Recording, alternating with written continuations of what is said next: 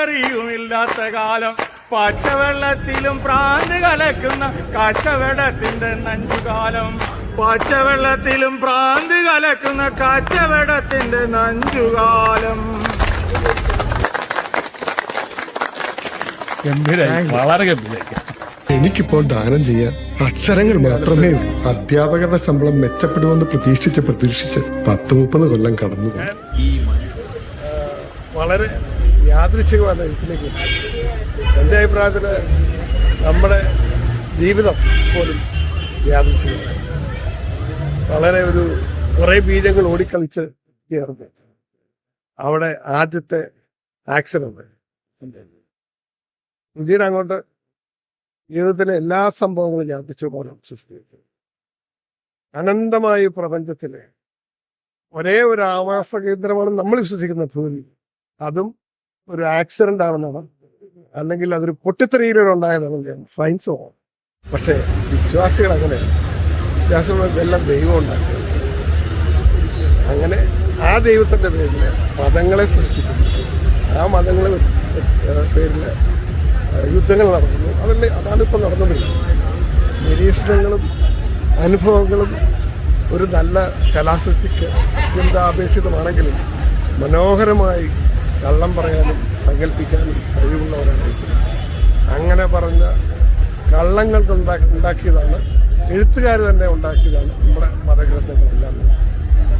ആ എഴുതി വെച്ച നുണകൾ സത്യമാണെന്ന് വിശ്വസിക്കുന്നതുകൊണ്ടാണ് ഇവിടെയുള്ള ഈ ലോകത്തിലുണ്ടാകുന്ന എല്ലാ പ്രശ്നങ്ങളും. നമസ്കാരം. ഈ കേരളത്തിന്റെ ഒരു പശ്ചാത്തലത്തിൽ ഒരുപാട് ലിറ്റററി ഫെസ്റ്റിവലുകളിൽ നിൽക്കുന്നത് പല കുസ്തിയ മശാലൊക്കെ. പക്ഷെ ആദ്യമായിട്ടാണ് കേരള സാഹിത്യ അക്കാദമി ഒരു ഫെസ്റ്റിവൽ. അതില് ഒരു അതിഥിയായിട്ടാണ് ഇപ്പൊ സംചരണം വന്നിട്ടുള്ളത്. എന്താണ് ഈ ഫെസ്റ്റിവലിൽ പാർട്ടിസിപ്പേഷൻ? എന്താണ് ഒരു സെഷൻ? എന്താണ് വന്നിട്ടുണ്ടോ? അല്ല, വരാൻ കാരണം എന്നെ അതിഥിയായിട്ട് വിളിച്ചുകൊണ്ട് തന്നെയാണ്. പിന്നെ അതുപോലെ ആദ്യമായിട്ടാണ് കേരള സർക്കാരിന്റെ ഒരു ഫെസ്റ്റിവല്. ഈ ഫെസ്റ്റിവലിന്റെ പ്രത്യേകത എന്ന് പറഞ്ഞാൽ എല്ലാ ബുക്ക് ഷോപ്പുകളുണ്ട്, ചെറുതും വലുതും. നമ്മൾ മറ്റുള്ള ഈ പ്രസ്താവകരുടെ അല്ലെങ്കിൽ അവരുടെ ബുക്ക് സ്റ്റാളിലൊക്കെ അവരുടെ പുസ്തകങ്ങളെ കൂടുതലാണ്. ആ ഒരു പ്രത്യേകത ഏത് പുസ്തകങ്ങളും ഇവിടെ, അതൊരു നല്ല കാര്യം. അത് എന്നെ ആകർഷിച്ചു. പിന്നെ എല്ലാവരെയും എഴുത്തുകാരെ കാണാനുള്ള അവസരം, ഞങ്ങൾ അമേരിക്ക കിടക്കുന്നവർക്ക് ഇവിടെ ഉള്ള എഴുത്തുകാരെ കാണാനുള്ള അവസരമില്ല. അപ്പൊ ഇതൊരു വലിയൊരു ഓപ്പർച്യൂണിറ്റി. ഒരു 4-5 എഴുത്തുകാരുടെ ഹെഡായിട്ട് വന്നിട്ട് വിദേശം സ്വദേശം എഴുത്ത്, ഇതിനെപ്പറ്റി ഞാൻ പ്രവാസി ആയതുകൊണ്ടായിരിക്കും. പക്ഷെ എഴുത്തിലൊരു പ്രവാസി എഴുത്തുകാരനെ പെണ്ണെഴുത്ത് അങ്ങനെ കാരണവശേണ്ട ആവശ്യമുണ്ട്. പ്രവാസമായതുകൊണ്ട് അവിടുത്തെ അനുഭവങ്ങളെഴുതും, ഇവിടുത്തെ അനുഭവങ്ങളെഴുതും. അല്ലാതെ അതിനകത്തൊരു സാഹിത്യത്തിൽ അങ്ങനെ ഒരു ഇതുണ്ടല്ലോ, വേർതിരിവുണ്ട് പെണ്ണെഴുത്തുകാർ. അതിലെനിക്ക് വിശ്വാസമില്ല. ഞാൻ അവിടെ പോയെങ്കിൽ നമ്മളെ ചുറ്റുമുള്ള കൊച്ചു ലോകങ്ങളുണ്ട്, അതിനകത്ത് കിട്ടുന്ന കാര്യങ്ങൾ നമ്മൾ കടയിലേക്ക് കൊണ്ടുപോകും. അതൊക്കെ എവിടെയാണെങ്കിലും. പണ്ട് ഡൽഹി ആയിരുന്നു പ്രവാസം, ഇപ്പൊ അമേരിക്ക, ഓസ്ട്രേലിയ, ഗൾഫൊക്കെയാണ് പ്രവാസം. പണ്ട് ഇവിടുന്ന് കേരളം വിട്ട പ്രവാസമാണ്. ഇവിടെ സ്വന്തം നാട് രാജാപ്പിന്റെ എല്ലാ പ്രവാസവും. എനിക്ക് പലപ്പോഴും തോന്നിയിട്ടുണ്ട് തമ്പിച്ചേട്ടന്റെ എഴുത്തിന്റെ ഒരു സവിശേഷത എന്ന് പറഞ്ഞാല് ഒരുപാട് കാലമായല്ലോ സ്റ്റേറ്റ്സിൽ താമസമാക്കിയിട്ട് അല്ലേ. അപ്പൊ അങ്ങനെയൊക്കെ ആണെങ്കിലും പൊതുവെ എഴുത്തില് ഭൂരിപക്ഷം കഥകളായും നോവലായും എല്ലാം പലപ്പോഴും ഈ കേരളത്തിന്റെ ഗ്രാമീണ ജീവിതം, പ്രത്യേകിച്ചും ജനിച്ചു വളർന്ന പ്രദേശത്തിന്റെ ചില ഫ്ലേവേഴ്സ്, ഇതൊക്കെയാണ് വരുന്നത്. ഇത്രയും കാലം കഴിഞ്ഞിട്ടും ഈ നൊസ്റ്റാൾജിയ എന്നുള്ള അപ്പുറത്തേക്ക് കുറച്ചുകൂടി കറണ്ടായിട്ട് തന്നെ കണ്ടംപററി ആയിട്ട് തന്നെ ഇത്തരം ഇഷ്യൂസിനെ അഡ്രസ് ചെയ്യാനായിട്ട് പറ്റുന്നുണ്ട്. അപ്പൊ ഒരു മധ്യ തിരുവിതാംകൂറുകാരനായ ഒരു വ്യക്തിയുടെ ഒരു നാടൻ തനിമ എന്ന് പറയുന്നത് എഴുത്തിന്റെ കണ്ടന്റിലും ഭാഷയിലൊക്കെ ഇപ്പോഴും നിലനിർത്താൻ പറ്റുന്നതിന്റെ രഹസ്യം എന്നാണ് തോന്നുന്നത്. അതെനിക്ക് തോന്നുന്നത് ഈ പുതിയ അതായത് ഞാൻ എഴുത്തുകാരനെ വേണ്ട ഗുണം നിരീക്ഷണം, അനുഭവം. അതായത് എം പി കൂടെ പറഞ്ഞ പോലെ യാതൊരു കാര്യവും നിസ്സാരമായിട്ട് കാണാതിരിക്കുക. ഒരു പേര് കേൾക്കുമ്പോൾ പോലും പ്രത്യേകമായ കാര്യങ്ങളൊക്കെ നമ്മൾ നോക്കുക, എടുക്കുക. പിന്നെ ഈ അനുഭവവും എക്സ്പീരിയൻസും ഒരു നല്ല സൃഷ്ടിക്ക് അത്യന്താപേക്ഷിതമാണ്. പക്ഷെ എഴുത്തുകാരനാകുമ്പോൾ ഒരുപാട് മനോഹരമായിട്ട് പറയാൻ പിന്നെ എഴുതാനുള്ള ധൈര്യം, പിന്നെ സാങ്കല്പിക കഴിവ്, ഇതും ധൈര്യം ഇതെല്ലാം ഒരുപാട് എഴുത്തുകാരൻ സൃഷ്ടിക്കും. പ്രധാനമായിട്ടും ചോദ്യത്തിന് നിരീക്ഷണം തന്നെയാണ്. നമുക്ക് ചുറ്റുമുള്ള കൊച്ചു കൊച്ചു ലോകങ്ങളിൽ നിന്ന് നമ്മൾ കാണുന്ന കാര്യങ്ങൾ ഒന്നും ഇല്ലായ്മ സൃഷ്ടിക്കാൻ പറ്റും. റിച്ചാർഡ് ഡോക്കിൻസ് പറഞ്ഞത് എവറിത്തിങ് ഈസ് പോസിബിൾ. അനന്തമായ ഈ പ്രപഞ്ചത്തിൽ നമ്മുടെ ആവാസകേന്ദ്രമായ ഭൂമി പൊട്ടിത്തെറിച്ചുണ്ടായതാണെന്ന് ശാസ്ത്രം പറയുന്നു. പക്ഷെ വിശ്വാസികളെ ശരി ദൈവം സൃഷ്ടിക്കും. എന്നിട്ട് ദൈവത്തിന്റെ പേരിൽ മതങ്ങളുണ്ടാക്കുന്നു, മതങ്ങളുടെ പേരിൽ ദൈവങ്ങളുണ്ടാക്കുന്നു. ഇതെല്ലാം വിശ്വാസികൾ ചെയ്യുന്ന കാര്യങ്ങൾ. പക്ഷെ ഒരു കഥാകൃത്തിന് ഇതൊന്നും വലിയ കാര്യമില്ല. അവനവന്റെ സങ്കല്പങ്ങളിലൂടെ അവന്റെ ഇതെടുക്കുന്ന, അവന്റെ ചുറ്റുപാടും കാണുന്നിരുന്ന അവൻ എടുക്കുന്ന കാര്യങ്ങൾ അത് അടുക്കിപ്പറക്കി വെച്ച് എല്ലാ ആർട്ടും അങ്ങനെയാണ്. എല്ലാവർക്കും വരയ്ക്കാൻ അറിയാം. ഒരു ആർട്ടിസ്റ്റ് വരയ്ക്കുമ്പോഴാണ് അത് ആർട്ടാ. എല്ലാവർക്കും എഴുതാൻ അറിയാം. ഒരു ആർട്ടിസ്റ്റ് എഴുതുമ്പോഴാണ് അത് ആസ്വാദകർക്ക് ഇഷ്ടപ്പെടുന്നത്. എല്ലാവർക്കും അഭിനയിക്കാൻ അറിയാം. എല്ലാവരും ഡയലോഗ് പറയും. പക്ഷെ എല്ലാവരും അഭിനയിക്കുമ്പോൾ അത് ആസ്വാദകർക്ക് ആസ്വദിക്കണമെന്നില്ല. എന്ന് പറഞ്ഞാൽ എല്ലാ ആർട്ടിലും അതിനൊരു ഹിഡൻ ടാലന്റ് ഉണ്ട്. എല്ലാവർക്കും എഴുത്തിലും വരയിലും ഡാൻസിലും അഭിനയത്തിലും. എന്താണെന്ന് വെച്ചാൽ very hidden problem you can call talent. പക്ഷേ ഈ പറഞ്ഞല്ലോ ഒബ്സർവേഷൻ എക്സ്പീരിയൻസ് ഞാൻ ചോദിക്കുന്നത് ഈ ദീർഘകാലത്തെ പ്രവാസ ജീവിതത്തിന് ശേഷവും ഈ ഓർമ്മകൾ മറ്റുപോകാതെ ഇപ്പം പലരും അങ്ങനെ ഒരു ഇപ്പോഴും ഇവിടെ ജീവിക്കുന്ന ഒരാളെ പോലെ തന്നെ ആയിരുന്നത്. കാരണം ലോകം ഇപ്പോൾ വളരെ ചെറുതായിട്ടില്ല. World is flat. പിന്നെ തോമസ് ഫ്രീഡന്റെ ഒരു ബുക്കുണ്ട്. അയാള് 20 കൊല്ലം പഠിച്ചതാണ്. ലോകത്തിൽ എവിടെ ജീവിച്ചാലും എല്ലാം. ഇപ്പൊ ഞാൻ അമേരിക്കയിൽ ഇരിക്കുമ്പോൾ Kerala is very close of have this. Internet is very fast. You can talk to anybody, you can see everything. പണ്ടൊക്കെ മലയാളം ഞാനിലും മലയാളം പത്രമൊന്നും ഇല്ലായിരുന്നു. ഇപ്പം TV ഓൺ ചെയ്ത് നമ്മൾ കേരളത്തിലിരിക്കുന്നതിന് കൂടുതലായിട്ട് നമ്മൾ കേരളമായിട്ട് അടുത്തുമില്ല. അതൊരു ഇപ്പോഴത്തെ ഒരു ഇന്റർനെറ്റ് ടെക്നോളജിയുടെ ഒരു അഡ്വാൻസ്മെന്റും ഉണ്ട്. പിന്നെ എഴുതാനുള്ള സൗകര്യം. ഞാനൊക്കെ എഴുത്തുകാരനായത് ഈ ഡിജിറ്റൽ സംവിധാനം വന്നതുകൊണ്ടാണ്.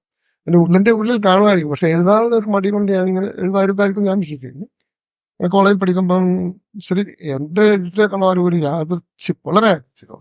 കാരണം ഞാൻ എഞ്ചിനീയറിംഗ് ഡിഗ്രി കഴിഞ്ഞപ്പം എൻ്റെ ആഗ്രഹം മലയാളം സംസ്കൃതം എടുക്കുന്നത്. അപ്പം ആ സിന്തോസ് കോളേജിൽ പോയി മലയാളം എടുത്തതാണ്. അപ്പോഴത്തേനും നമ്മുടെ വീട്ടുകാരും നാട്ടുകാരും കൂട്ടുകാരും സബ്ജക്റ്റ് ഇത്ര താല്പര്യമുണ്ട്. അപ്പൊ നമ്മുടെ ഒരു ബാലിശ്യമായ ഒരു ചിന്തയായിരുന്നു. അതുകൊണ്ട് തന്നെ 1 വർഷം പോയി. പിന്നെ 2ാമത് എഞ്ചിനീയറിംഗ് വന്നു. എഞ്ചിനീയറിംഗ് വന്നപ്പം ഞാനൊന്ന് വായിക്കുമായിരുന്നു. ഒന്നൊന്നും പറയ്ക്കാണ് നാട്ടുകാരനെ. ഒന്നും പറയ്ക്കുന്ന ബുക്കൊക്കെ വായിക്കും. പിന്നെ ഒന്നും ദാമോദരൻ. അപ്പൊ എനിക്ക് ഭയങ്കര അത്ഭുതമാണ്. എഴുത്തുകാരുടെ വലിയ ബഹുമാനം. അപ്പൊ അവരെ ഒരു ക്യൂരിയോസിറ്റി കൊണ്ട് ഞാൻ വായിച്ചു തുടങ്ങി. പിന്നെ എൻ്റെ സിസ്റ്റർ വലിയ വായനക്കാരിയാണ്. അവരുടെ വീട്ടിൽ ചെന്ന എല്ലാ മാക്സിയും ഉണ്ട്. മാക്സിലും മലയാളനാടും കുങ്കുമം അന്നത്തെ എല്ലാ മാതൃഭൂമിയൊക്കെ നാമതിയൊക്കെ കാണുന്ന വലിയത്. അങ്ങനെ വായനയുടെ ഒരു വിത്ത് അവിടെ തുടങ്ങി. 12-13 വയസ്സിൽ ഞാനിങ്ങനെ വായിക്കുന്നതുകൊണ്ട് എഞ്ചിനീയറിംഗ് കോളേജിലൊക്കെ വരുമ്പോഴത്തേന് നമ്മള് മൂക്കില്ല രാജ്യം മുറിവെക്കേണ്ട ആരുണ്ട്. അവിടെ വലിയ വായനക്കാരും ചെറിയ ഈ സൗഹൃദങ്ങൾ ഞാനിങ്ങനെ ഈ എഴുത്തുകാരുടെ കാര്യവും പുസ്തകത്തിൻ്റെ കാര്യങ്ങൾ പറയുമ്പോൾ അവരോടത്ത് ഞാൻ വലിയ വായനക്കാരാണ്. അവരുടെ ആളെ വെച്ച് നോക്കുമ്പോൾ ഞാൻ വലിയ വായനക്കാരാണ്. അപ്പൊ അങ്ങനെ അവിടെ ഇലക്ഷൻ വന്നപ്പം, മാത്സ് എടുത്ത ഇലക്ഷൻ വന്നപ്പം ഞാൻ അവിടെ ഇല്ല. ഞാനൊന്ന് UC കോളേജിൽ വാസ്തവം കളിക്കാൻ പോയി. തിരിച്ചു വന്നപ്പോൾ ഞാൻ എൻ്റെ മനസ്സിൽ കിട്ടും. കാരണം അവിടെ ഒരു വടംവലി നടന്നപ്പം എല്ലാവരും പറഞ്ഞു തമ്പിയാണെയാണെങ്കിൽ ഞങ്ങൾ മാറിത്തരാന്നു. അങ്ങനെ ഞാൻ പോലും അറിയാതെ മാത്സ് എടുത്തായി. മാത്സ് എടുത്തായപ്പോൾ ഞങ്ങളുടെ എഡിറ്റർ ഇൻചാർജ് ഒരു സാറുണ്ടായി, ജാബുണ്ടായിരുന്നു. ഞങ്ങൾ പറഞ്ഞു ഒരു എന്തെങ്കിലും ഒന്ന് കൊണ്ടുകൂട്ടിയാണ് പോകുന്നത്. അങ്ങനെ നിർബന്ധമായിട്ട് ഞാൻ അവിടെ തന്ന കവിത എഴുതപ്പോൾ ഒരു പേജ് എഴുതാറില്ല. ഞാനിങ്ങനെ എല്ലാ മാത്സിലും കവിതയൊക്കെ ഒത്തിരി വായിച്ചിട്ട് ഒരു കവിത എഴുതി 12-13 സ്വപ്നങ്ങൾ. അതാണ് ആദ്യത്തെ കോളേജ് മാത്സിനെ അച്ചടിച്ചു വന്നിരുന്നത്. ഒരു കവിത എഴുതുമ്പോൾ നമ്മൾ കവിയായി കോളേജിൽ. അപ്പൊ അടുത്ത വർഷം ഞാൻ ഫൈനൽ ഇയർ ആയപ്പം തേർഡ് ഇയർ അടുത്ത എഡിറ്റർ വന്നപ്പോ പറഞ്ഞാൽ ഒരു കവിത വേണം പറഞ്ഞു. ഞാൻ അന്നേരം ഒരു കവിത കൂടെ ഞങ്ങൾ വാനിഷിംഗ് ബാച്ച സെമസ്റ്റർ വന്നപ്പോൾ ഞങ്ങൾ ഇയർ കോഴ്സ് പോകണം. അപ്പം വെറുതെ ഞാനിങ്ങനെ എഴുതി. അപ്പൊ ഈ കുറെ കവിതകളുടെ കാര്യം നമുക്ക് എഴുതാവുന്നൊരു തോന്നൽ വന്നു. അങ്ങനെ ഞങ്ങളൊരു വാനിഷിംഗ് ബാച്ചായി ഭംഗി പറയുകയായി പോവും. പിന്നെ ഞാനൊരു പെൺകുട്ടികളുടെ അസൈൻമെന്റ് എഴുതിക്കായിരുന്നു. അസൈൻമെന്റുകൾ എത്രയാണ് എഴുതിച്ചത് എല്ലാം പറഞ്ഞ വെറുതെ ഒരു ഗംഭീര കവിതയാണ്. സാറിനാണ് അപ്പോഴേ ഒന്ന് എത്തി. അതാണ് ഞാനൊരു സാഹചര്യത്തിൽ അങ്ങനെ എഴുത്തുകാരനായതാണ്. അമേരിക്ക വന്നപ്പോഴും സെയിം തിങ്. അമേരിക്ക വന്നാൽ കുറച്ചാള് അകന്നു നിന്നെങ്കിലും അവിടെയുള്ള മലയാളി സംഘടനകളുമായിട്ടൊക്കെ ബന്ധപ്പെട്ട നാടകങ്ങൾ ചെയ്യുമായിരുന്നു. നാടകങ്ങൾ പറയുന്നത് ഇപ്പൊ KSSന്റെ ഒക്കെ നാടകങ്ങളായിരുന്നു. കുറെ അവിടെ തമാശ മതി. അപ്പം അതെല്ലാം തീർന്നപ്പോ എന്നോടൊരു ദിവസം അപ്പൊ ഞാൻ അവിടെ ചെന്ന് ഈ കവിത ഇടയ്ക്കിടയ്ക്ക് അവിടുത്തെ മലയാള പത്രത്തിൽ പബ്ലിഷ് ചെയ്തു. സ്വർണ്ണച്ചരകൾ പക്ഷി അങ്ങനെ കുറെ കവിതകൾ ചുമ്മാ ഇങ്ങനെ കവിത എഴുതാൻ ധൈര്യം വന്നു കോളേജ് മാസം. അങ്ങനെ പിന്നെ അവിടെ വലിയ എഴുതാനില്ലാത്തതുകൊണ്ട് നമ്മൾ എഴുതുന്നതൊക്കെ പബ്ലിഷ് ചെയ്യും. അപ്പോൾ നമ്മൾ കവിയായി. അപ്പം മലയാള പ്രസിഡന്റ് പറഞ്ഞു ഒരു നാടകം എഴുതുമോ. അപ്പൊ ഞാൻ ഒന്ന് ഞെട്ടി. നാടകം എഴുതാൻ ഇതുവരെ ചെയ്യാത്തൊരു കാര്യം എഴുതാൻ പറ്റില്ല. അപ്പൊ ഞാൻ ആലോചിച്ചു. അപ്പൊ പറഞ്ഞാൽ പറ്റത്തില്ല, നിങ്ങൾ എഴുത്തുകാരനല്ലേ, നാടകം എഴുതാൻ പറ്റിയല്ല. ഓണത്തിന് നാടകം പോകും. നാടകമെല്ലാം ചെയ്ത് കഴിഞ്ഞു. നാട്ടിൽ ചെറിയ ചെറിയ നാടകങ്ങൾ ഒരു മണിക്കൂറുണ്ട്. അപ്പൊ ഞാൻ ആലോചിച്ചപ്പോ ഞാൻ എഴുതാമെന്നാണ്, പക്ഷെ എഴുതാമെന്ന് ധൈര്യമൊന്നുമില്ല. അപ്പം അങ്ങനെ നാടകം എഴുതണം എന്നൊരു മനസ്ഥിതി വന്നപ്പോ നമ്മളെ ചിന്തിക്കുന്നുണ്ട് എങ്ങനെ എഴുതാ, എവിടെ തുടങ്ങാം. ഒരു നാടകം, ഒരു കർട്ടൻ ഇങ്ങനെ വന്നിട്ട് എഴുതും, ഒരു സ്റ്റേജില് സംഭാഷണം, ഇതൊക്കെ നമ്മുടെ മനസ്സിലിങ്ങനെ നിർബന്ധമായിട്ട് ഒരാൾ പറഞ്ഞുകൊണ്ട് മാത്രം ഞാൻ ചിന്തിച്ചപ്പം ഒരു സബ്ജക്റ്റ് പറഞ്ഞു. നാട്ടിൽ നിന്ന് ഈ അച്ചാർ തോന്നുന്ന ഒരു പേപ്പറുണ്ട്. ആ പേപ്പറിനകത്ത് ഒരു ന്യൂസ്, അതോടെ മലയാളം പത്രം കിട്ടുക. പുതുപ്പള്ളിയിൽ ഒരു പോലീസ് സ്റ്റേഷൻ കേസില്ലാത്തിട്ടാണ് ഇത് കൊള്ളാൻ ഒരു ഗ്രാമം. അപ്പൊ പെട്ടെന്ന് മനസ്സിൽ നാടകം എഴുതുന്നത് മനസ്സിൽ എനിക്കുണ്ടായിരുന്നു. ഇത് കൊള്ളാമല്ലോ, ഒരു ഗ്രാമം, ഒരു പോലീസ് സ്റ്റേഷനിലെ കേസില്ലായിട്ട് കേസില്ലാത്ത കാര്യം ഒരു ചിട്ടുകളിൽ കണ്ടുകൂടി. അപ്പൊ ഞാനിങ്ങനെ സങ്കല്പിച്ച ഓരോ കാര്യങ്ങൾ അങ്ങനെ എഴുതാന്നൊക്കെ ആലോചിച്ചിരുന്നപ്പോഴത്തേനും പിന്നെ വിളിച്ചു സെക്രട്ടറി, നാടകം ഇടം വരെ പിള്ളേർ പേര് കൊടുക്കുമോ. അപ്പൊ നോക്കിയപ്പോ പോലീസ് സ്റ്റേഷൻ ഇടാൻ പറ്റത്തില്ല.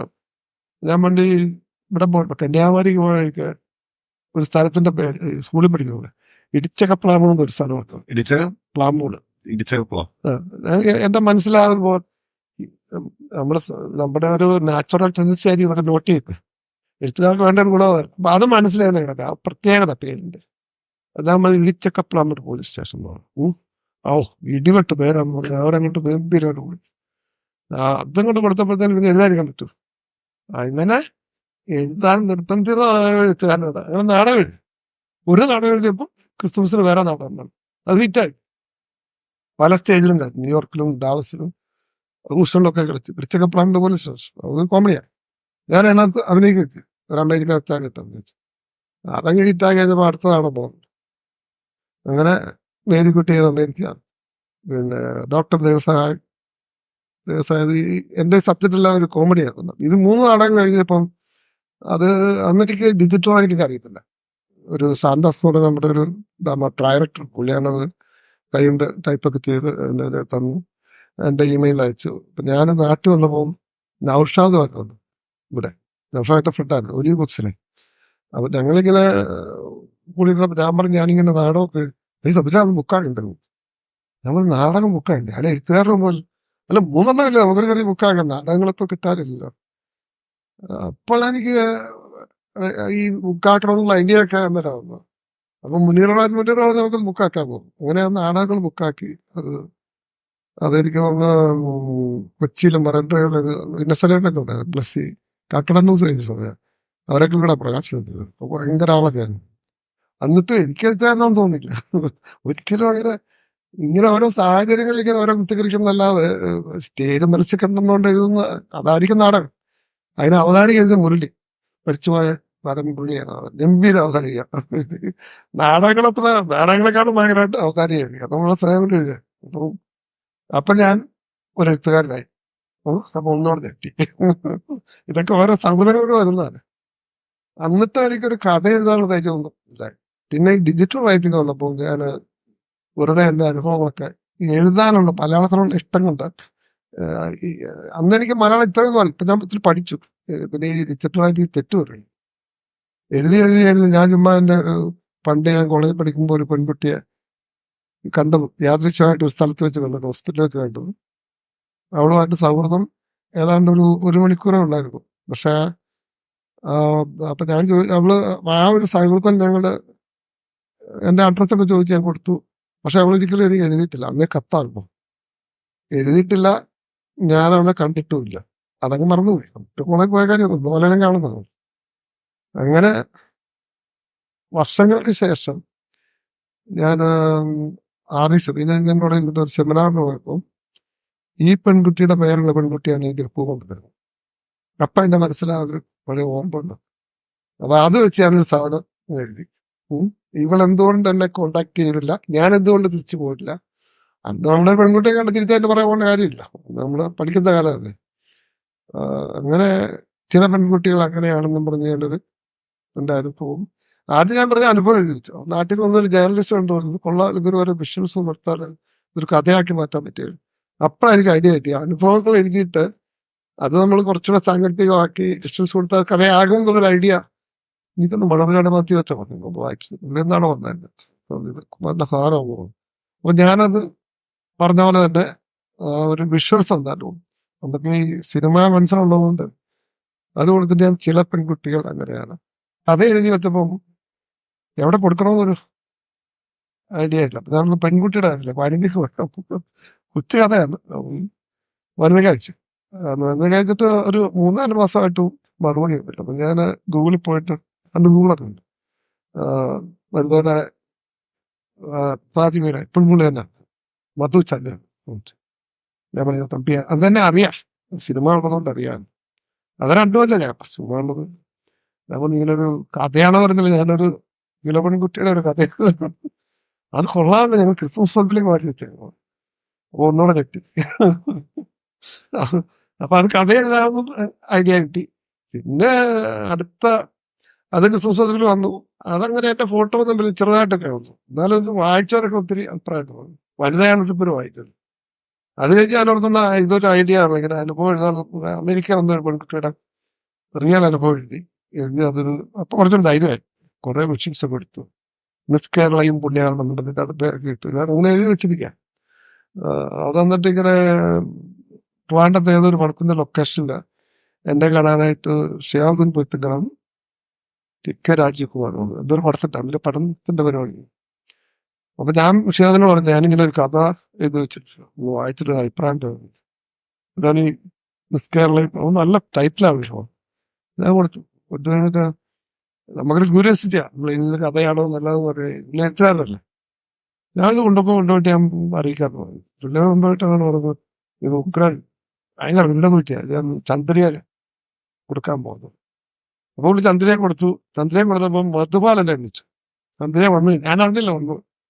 മധുപാലനെ അർപ്പിച്ചേട്ടന്റെ കഥ ഉള്ളി അന്തം വിട്ടുപോയി. ഞാൻ ആദ്യമായിട്ടല്ലേ കഥ ചന്ദ്രയിൽ വായിച്ചു. ഭയങ്കര വില്ലപറ്റിയാണ്, നല്ല കഥയാണ്. അങ്ങനെയാണ് ധൈര്യം വന്നിട്ടാണ് പിന്നെ 50 കഥകൾ മാതൃഭൂമിയില് 4 കഥ. അന്ന് ഞാൻ ആക്ച്വലി എന്റെ നാടകങ്ങൾ കഥയാക്കിയില്ല. ഈ ഇടിച്ചക്കപ്ലാമ്പ് കുറച്ച് ഡോക്ടർ ദേവസഹായൻ പിന്നെ എന്റെ ഇത് 3 ഞാൻ കഥയാക്കിയിട്ട് ഇടിച്ചക്കപ്ലാമ്പ് കുറിച്ച് ഞാൻ കഥയാക്കിയിട്ട് കലാവധി അത് ഓണപ്പതിപ്പിലിട്ട് കോമഡി ആയതുകൊണ്ട് അവരും ഭയങ്കര ഇഷ്ടപ്പെട്ട എല്ലാവർക്കും കഥയുടെ രൂപത്തിലാക്കി. അങ്ങനെ പിന്നെ ഞാനിക്കൊരു മാതൃഭൂമി കഴിഞ്ഞ് അയച്ചിട്ട് ആരും മൈൻഡ് ചെയ്തില്ല. പലർക്കും അയച്ചു, ആരും മൈൻഡ് ചെയ്തില്ല. പിന്നെ പതുക്കെ കലാവധി തന്നെ 4-5 കഥ എഴുതി. അവർക്ക് എന്നെ കഥ ഭയങ്കര ഇഷ്ടപ്പെട്ടു. അന്നത്തെ ആരായിരുന്നു എഡിറ്ററും ഇപ്പം ഇല്ലെന്ന് തോന്നുന്നു. അപ്പം അവരത് 3-4 കഥകൾ ഇട്ടപ്പം അത് കഴിഞ്ഞാൽ ഞാൻ മാതൃഭൂമിയിലൊരു കഥ വാസ്കോഡി ഗാമ, ഒരു അച്ഛൻ്റെയും പട്ടിയുടെയും, അതൊരു ഡിഫറെന്റ് തീം ആയിരുന്നുകൊണ്ട് അത് ഞാൻ അയച്ചിട്ട് അവർ മറുപടി ഒന്നും വെച്ചില്ല. മറുപടി കുറെ കഴിഞ്ഞപ്പം അവിടുത്തെ ആർട്ടിസ്റ്റ് ദേവപ്രകാശ് എന്നെ വിളിച്ചു. 2-3-4 മാസം കഴിഞ്ഞു. ഞാനൊരു കഥയ്ക്ക് വരയ്ക്കുന്നുണ്ട്, അതിന്റെ ഫേസ് കൊടുത്തോട്ട് നമ്മൾ ഏത് കഥ ഞാൻ പറഞ്ഞു ഈ കഥ അയച്ചു വരും. അതുപോലൊരു പ്രതീക്ഷയുണ്ട്. അത് വാസ്കോഡി ഗാമ ഇപ്പം സെലക്ട് ചെയ്തിട്ടുണ്ട്. ഞാൻ പറഞ്ഞു, ആരുടെ പൈസ എത്ര ഒരു വർഷമോ ഇല്ല കഥ പറഞ്ഞാൽ മതി. അങ്ങനെ മാതൃഭൂമിയിൽ വന്നു സ്റ്റോറി വന്നു. അപ്പൊ മാതൃഭൂമിയിൽ എഴുതുമ്പോഴാണ് കഥയാണ്. അങ്ങനെ തുടർച്ചയായിട്ട് 3-4 കഥ. കമൽറാമിന്റെ കഥ ഇഷ്ടമാണ്. ഈ ചെറിയ ഹ്യൂമറൊക്കെ ഉണ്ടാവുന്നു. ഒരു കമൽറാം എന്റെ കഥകൾ ഒരു വർഷം ഒരു കഥ 2 കഥയൊക്കെ കൊടുക്കാൻ പോകുന്നു. അത് കണ്ടപ്പോ എല്ലാവരും മലയാളത്തിലും മാധ്യമത്തിലും മാതൃഭൂമി വന്നു കഴിഞ്ഞപ്പോ എല്ലായിടത്തും വരാൻ ഈ ഷോർട്ട് സ്റ്റോറി കളക്ഷൻ എന്ന് പറയുന്നത് അതിന്റെ കളക്ഷൻ ആദ്യം വന്നത് വാസ്കോഡിയാമ. വാസ്കോഡിയാമ 12 കഥകള് വന്നു. അത് DC എടുത്തു.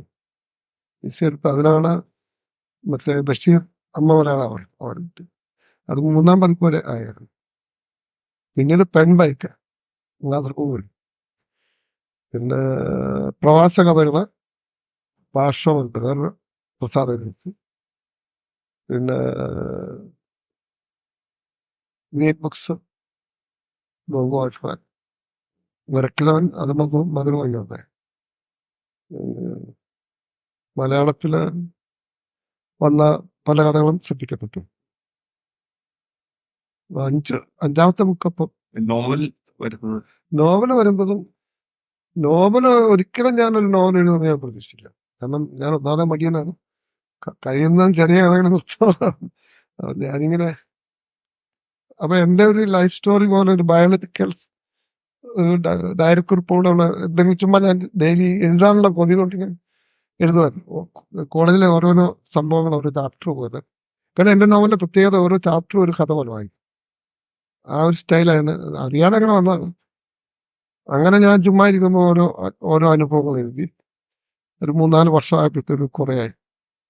അപ്പൊ ഞാനവിടെ നിന്നൊരു ഈ പറഞ്ഞ പോലെ വിഷ്വലും കുറെ ഫിക്ഷനൊക്കെ ആഡ് ചെയ്ത് കഴിഞ്ഞാൽ ഇതൊരു നോവൽ എന്ന് പറഞ്ഞ ഒരു കാലഘട്ടത്തിന്റെ കഥയാണ്.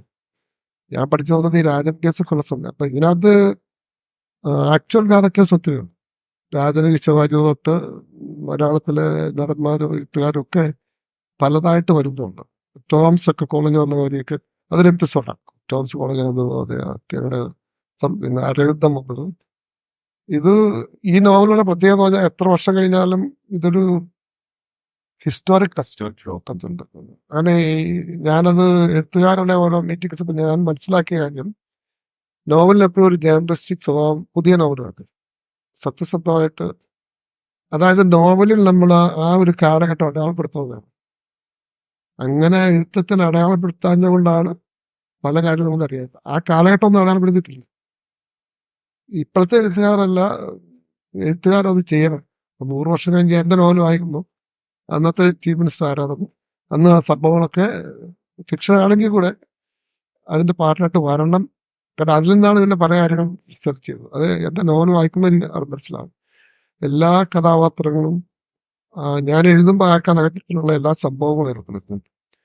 അപ്പൊ അങ്ങനെ അത് നോവല് അത് DC ചെയ്തു. അത് DC-യുടെ ബുക്സ് ഇത് അവരുടെ ഇത് തന്നെ ഒരാളത്ത് വെച്ച് പ്രാസം ചെയ്ത് വിന്യാസമൊക്കെ ഉണ്ടായിരുന്നു. എല്ലാവരും ഉണ്ട്, എല്ലാ പ്രമുഖ എഴുത്തുകാരുണ്ട്. അതാണ് ആദ്യത്തെ നോവൽ. ആദ്യത്തെ നോവല് ഇത്രയും 3-4 വർഷം കൊണ്ടൊക്കെ ഇത്രയൊക്കെ എഴുതി ഇതിട്ടുണ്ട്. എഡിറ്റ് ചെയ്ത് നോവലൊക്കെ ആക്കി പറഞ്ഞാൽ ഇനി മേലാൽ ഈ പരിപാടി ഇല്ലാത്ത കാര്യമാണ്. ഇത് നടക്കുന്ന കാര്യമല്ല. നോവൽ എന്ന് പറഞ്ഞാൽ അത്ര എളുപ്പമല്ല. കഥയാണ് നമുക്കിപ്പോൾ എഴുതി റോച്ച് എഡിറ്റ് ചെയ്യാം, എന്നത് മനസ്സിൽ കൊണ്ടുനടക്കാം. പക്ഷെ ഞാൻ എൻജോയ് ചെയ്യുന്നുണ്ട്. വൺസ് യു റൈറ്റ് സംതിങ് നമുക്കൊരു ഫ്രെയിം വർക്ക് വേണമല്ലോ.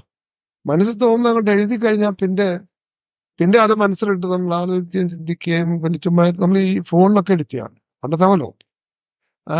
അത് ഞാൻ എൻജോയ് ചെയ്തു. പിന്നെ ഒരു കഥാപാത്രത്തെ എങ്ങനെ വേണമെങ്കിലും നമുക്ക് ഒരു ഫ്രീഡം ഉണ്ട്. സിനിമയിൽ ആ ഫ്രീഡം ഇല്ല.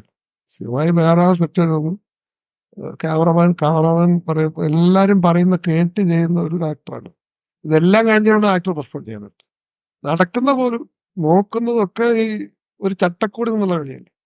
ഈ എഴുത്തുകാരന്റെ ഒരു ഫ്രീഡം എന്ന് പറഞ്ഞാൽ ഞാനായി തീരുമാനിക്കുന്നത് ആ കഥാപാത്രം എന്ത് ചെയ്യണം, നമുക്ക് കണ്ണു പിടിക്കണോ, പള്ളി പോകണോ. അപ്പൊ എനിക്ക് ആ ഒരു ഫ്രീഡം ഒരു ആക്ടർ എന്ന നിലയിൽ ആ ഫ്രീഡം ഇല്ല. അപ്പൊ ഞാൻ അങ്ങനെ നോക്കുമ്പോൾ ഞാൻ ഏറ്റവും എൻജോയ് ചെയ്യുന്ന ഒരു കഥാപാത്രം സൃഷ്ടിക്കും. നമ്മുടെ സ്വന്തമാണ്, മറ്റേ നമ്മുടെ സ്വന്തമല്ല. ഞാൻ എത്ര നന്നായിട്ട് അഭിനയിച്ചാലും സ്ക്രിപ്റ്റ് റൈറ്ററായ ഡയറക്ടറായ ക്യാമറമാൻ എല്ലാം കൂടെ കളിച്ചാലേ ജയിക്കുന്നു. ഇതങ്ങനെ ഞാൻ ഒറ്റക്കൊണ്ടല്ല ഒരു പരമാധികാരം, പരമാവധി പരമാധികാരം. ആ ഒരു പരമാധികാരം സിനിമയ്ക്കില്ല. സിനിമ അത്ര എളുപ്പമുള്ള കാര്യമല്ലതായി പറഞ്ഞു. അത് എല്ലാരെയും ഹാപ്പി ആയിട്ടാണ് നമ്മൾ ചെയ്യാനായിട്ട്. അതാ അഭിനയിക്കുന്നതുകൊണ്ട് ഞാൻ ഡിഫറൻസ് പറഞ്ഞിട്ടുള്ളൂ. അങ്ങനെ കഥ എഴുതി 50 കഥകൾ എഴുതി. ഇനിയൊരു 10 കഥകൾ അടുത്ത ബുക്കിന്റെ റെഡിയാണ്. ഇതെല്ലാം സംഭവിച്ച 10 വർഷം കൊണ്ടാണ്. അതാണ് ഞാൻ ചോദിക്കാൻ തുടങ്ങിയത്. ഇതിലൊക്കെ അപ്പം അല്ല വർഷത്തിനായിട്ട് ഭയങ്കര പ്രോലിഫിക് ആയിട്ടുള്ളൊരു റൈറ്റർ എന്ന രീതിയിലാണ്. അതെ അതെ. അപ്പം എനിക്ക് തോന്നുന്നു ഞാൻ നേരത്തെ എഴുതി തുടങ്ങിയായിരുന്ന ചിലപ്പോൾ ഇപ്പൊ എഴുത്ത് വൃത്തിയാണ് റിട്ടയറായിരുന്നു. കാരണം അങ്ങനെയാണ് പോകും. പക്ഷെ എനിക്ക് ഒരുപാട് എഴുതാനുണ്ട് ഇപ്പോഴും. അതിനിപ്പോ ഇത്രയും ലേറ്റ് ആയിട്ട് എഴുതാൻ തുടങ്ങിയത് കൊണ്ട് ചുമ്മാ ഇരിക്കുമ്പോഴൊക്കെ വെറുതെ ഇരിക്കുമ്പോഴല്ലേ എഴുതുന്നത്. ഒരു മനുഷ്യൻ വെറുതെ ഇരിക്കുമ്പോൾ അവനെന്ത് ചെയ്യുന്നുള്ളതാണ് അവന്റെ റിയലുള്ള ജയിച്ചത്. വെറുതെ ഇരിക്കുമ്പോൾ നിങ്ങൾ എഴുതുകയാണ് നിങ്ങൾ എഴുത്തുകാരനാണ്. വെറുതെ ഇരിക്കുമ്പോൾ നിങ്ങൾ പാട്ട് പാടാൻ നിങ്ങൾ പാട്ടുകാരനാണ്. ഒറ്റയ്ക്ക് ഇരിക്കുമ്പം ചെയ്യുന്നതാണ് അവൻ. അപ്പൊ ഞാൻ ഒറ്റയ്ക്ക് ഇരിക്കുമ്പോൾ എനിക്ക് എഴുതാനാണ് തോന്നുന്നു. TV ഒന്നും കാണാൻ തോന്നുന്നു. TV കാണും. വൈകുന്നേരം ഒരു ഡിന്നർ കഴിഞ്ഞിട്ട് ഞങ്ങൾ സിനിമ കാണും. പകല് TV ഓൺ ചെയ്യുന്ന പരിപാടിയാണ്. ഇങ്ങനെ ഇരുന്ന് ആലോചിക്കുക, എഴുതുക, വായിക്കുക. പിന്നെ പിള്ളേരൊക്കെ വളർന്നു കഴിയുമ്പോൾ കുറച്ച് സമയമുണ്ട്. മറ്റേ പിള്ളേരുടെ പുറകെ ഓട്ടം ഭക്ഷണവും അവരുടെ സംഗീതം പഠിത്തം മറ്റേ പഠിത്തം ഇങ്ങനെ ലൈഫ് വാസ് സോ ബിസി. അതുകൊണ്ടാണ് ഞാൻ എഴുതായിരുന്നത്. അതുകൊണ്ടാണ് ഫ്രീ ടൈം കിട്ടത്. അതുകൊണ്ട് ഫ്രീ ടൈം ഇല്ലാണ്. അപ്പം ഇപ്പം ബിസിനസ് ആയതുകൊണ്ട് നമുക്കിങ്ങനെ പ്രത്യേക 8 to 5 ഒന്നും തന്നെ. അപ്പം പലരെ കൊണ്ടും ചെയ്യിക്കാം നമുക്ക് സ്വന്തം. അപ്പം അങ്ങനെ വന്നപ്പം ഈ എഴുതാനുള്ള ഒരു ഹരം വന്നപ്പം പിന്നെ ഈ എഴുതാനുള്ള സൗകര്യങ്ങൾ വന്നപ്പം എത്ര എഴുതിയാലും തീരാത്ത പോലെ സബ്ജക്റ്റ് മനസ്സിലാക്കാം. പിന്നെ ആൾക്കാരുമായിട്ട് ഒത്തിരി സംസാരിക്കും. ഈ ഫോണിൽ കൂടെ ഒക്കെ ഈ പെൺബൈക്കർ എന്നുള്ള കഥ വന്നത് അങ്ങനെയല്ലേ. പെൺബൈക്കർ എന്ന് പറഞ്ഞാൽ ഒരാൾ വെറുതെ ഒരു പെണ്ണ് ഇസ്രായേലിൽ നിന്ന് ഒരു പെണ്ണിലേക്ക് റിക്വസ്റ്റ് അയച്ചു. അപ്പം എനിക്കറിയില്ല ഇസ്രായേലിനെയാണ് നമ്മൾ മലയാളികൾ താമസിക്കുന്നത്. അപ്പൊ എനിക്കൊരു ക്യൂരിയസ് ആയി വൈ ഇവൻ ഇസ്രായേലിലുള്ളത്. അപ്പം ഞാൻ ഞാനായി ടോക്ക് ചെയ്തു. അപ്പൊ ഇവള് എന്നെ വിളിച്ചു കഴിഞ്ഞപ്പം അന്നേരം മനസ്സിലാകുന്നത് ഇവളൊരു ബൈക്കറായിരുന്നു. എറണാകുളത്ത് ആദ്യം ബുള്ളറ്റ് എടുത്തിട്ടുണ്ടാവും. അവളുടെ കാര്യങ്ങൾ അവളുടെ യാത്രകളെ പറ്റി ഹിമാലയ യാത്രകളൊക്കെ പറഞ്ഞു. അതിന് വിഷയമാണ്. അവരെ വെച്ച് അപ്പം ഞാനിതൊരു കഥയാക്കുന്നതിന് കുഴപ്പമുണ്ടെന്ന് വെച്ചു. ഒരു കുഴപ്പമില്ല. ഒരു ഇമെയിൽ അയച്ചു ഫുൾ പെർമിഷൻ. അങ്ങനെയാണ് പെൺബൈക്കർ. ആ ടൈറ്റിൽ കണ്ടപ്പം വേഷാന്ന് പറയും കൊള്ളാമല്ലോ, നമുക്ക് ഞങ്ങള് ചെയ്യാമല്ലോ. രണ്ടാമത്തെ ഒരു കഥാപുസ്തകം വായിച്ചു. പിന്നെ അങ്ങനെ ഓരോ ചില വാക്കുകൾ കൊണ്ട് എനിക്ക് സംസാരത്തിൽ ചില വാക്ക് ക്ലിക്ക് ആവില്ല. ജനമർദ്ദകൻ നമുക്കൊരു കഥയുണ്ട്. അത് ഒരവസരമാണ് വന്നിരിക്കുന്നത്. ആ കഥ എഴുതാനുള്ള കാരണം എൻ്റെ ഒരു ഫ്രണ്ട് ഇങ്ങനെ പറഞ്ഞ അവരുടെ നാട്ടിലൊരു ഇൻസ്പെക്ടർ ഉണ്ട്, ജനാർദ്ദൻ എന്ന പേര്. ആരെ കിട്ടാൻ ഇടിക്കും. അതുകൊണ്ട് അവൻ ജനമർദ്ദകനാണ്. അപ്പൊ കൊള്ളാൻ ഇതുള്ള ടൈറ്റിൽ കൊള്ളാൻ. ആ ടൈറ്റിൽ വെച്ചിട്ടാണ് ഒരു ഒരു ഗ്രാമസംഘടിപ്പിച്ചിട്ട് ഒരു കഥ എഴുതി. അത് നമ്മൾ അങ്ങനെയാണ് കഥകൾ ഉണ്ടാകുന്നത്. ചിലപ്പോ ഒരു ചെറിയ സ്പാർക്കിന്റെ നമ്മൾ അങ്ങനെ ചിന്തിക്കുന്നുണ്ടായിരിക്കും. നമ്മളില്ല അതെ ചില പേരുകൾ തന്നെ ഹോണ്ട് ചെയ്യണ്ട. അതിൽ നിന്ന് കഥ ഉണ്ടാക്കണം. കഥ എന്റെ മനസ്സിലുണ്ടാവണമെന്നില്ല. കഥ ഇല്ലെങ്കിൽ തന്നെ ഞാൻ കഥ എഴുതുമ്പം കഥാപാത്രത്തിന്റെ കൂടെ ഒരു യാത്രയും. വാസ്കോഡിഗാമ അങ്ങനെ ഞാൻ കോളേജ് പ്രിഡിഗ്രി കഴിക്കുമ്പോൾ ഒരു അച്ഛനുണ്ടായി, ഒരു റിട്ടയർഡ് ഫാദറാണ്. തൊപ്പിയൊക്കെ വെച്ച് ഒരു വടിയൊക്കെ ഇറക്കി ഇങ്ങനെ കടപ്പുറത്തൂടെ സെന്റ് ജെയിംസ് കോളേജാണ്. അപ്പൊ അദ്ദേഹത്തെ എല്ലാവർക്കും നല്ല റെസ്പെക്റ്റാണ്. പിള്ളേർക്ക് മുട്ടായി കൊടുക്കും. അങ്ങനെ അയാളുടെ രൂപം എന്റെ മനസ്സിലുണ്ട്. അയാളുടെ കഥയല്ല. അപ്പൊ ഞാൻ അച്ഛനായിട്ടങ്ങ് ഒരു ദിവസം കടപ്പുറത്തുറങ്ങ് പോവാണ്. നമ്മളിങ്ങനെ പുള്ളി പോകുന്ന വഴിക്ക് ഇങ്ങനെ ഒരു മുക്കാപ്പിടിയിൽ ഒരു കരച്ചിൽ കേൾക്കുന്നു. അന്നേരം എനിക്ക് തോന്നുന്ന അപ്പൊ പുള്ളി കൊണ്ട് കരച്ചുമ്പം ഭാര്യ അന്നേരം എനിക്ക് വിളിക്കാം, ഭാര്യ എന്തിനാ കരഞ്ഞത് എന്നോട് തന്നെ. അപ്പൊ പറയാം ഇങ്ങനെ എന്റെ ഭർത്താവിനെ കൂടിയാണ് അതാണ് എനിക്ക് ഇടിയും ബഹളമാണ്, ഇച്ചിരെന്തെങ്കിലും ചെയ്യാൻ പറ്റത്തില്ല. അന്ന് ഞാൻ അവനെ കണ്ടേ പോന്നിട്ട് തോന്നുന്നു. അപ്പൊ കാര്യം ഇവിടെ ഇരുന്നിട്ട് കാര്യമൊന്നുമില്ല, ഷാപ്പിലേക്ക് ചുറ്റുന്നിട്ട്. അപ്പൊ അച്ഛൻ മടിയൊക്കെ ഇറങ്ങി നല്ല സ്പീഡിൽ ഇറക്കി ഷാപ്പിലേക്ക് ചെല്ലും. ഷാപ്പിന് വാതിൽ ചെല്ലുമ്പോൾ ആ പെട്ടെന്റെ മനസ്സിലൊരു പട്ടി അവിടെ നല്ല വിഷ്വൽ ചെയ്യുന്നു ഷാപ്പ്. അപ്പൊ പട്ടി പറയാം ഇലയൊക്കെ കിടക്കുന്ന ഒരു പട്ടി അവിടെ നിന്ന്. അന്നേരം ഞാൻ ഇതിനുപോലെ മനസ്സിൽ പട്ടിയേ ഇല്ല ഇങ്ങനെ നിൽക്കുന്നത്. അപ്പൊ അച്ഛൻ അവിടെ നിന്നപ്പോ ആ പോലെ പ്രശ്നമായി. ആൾക്കാരൊക്കെ അച്ഛനൊന്നിനെ ഷാപ്പ് ചെയ്യേണ്ടത്. അപ്പൊ ഷാപ്പുകാരൻ പറഞ്ഞു അച്ഛോ അവനിവിടെ ഉണ്ട്, അച്ഛനും കൊണ്ട് കയറി വരുവാണെ കാണാൻ.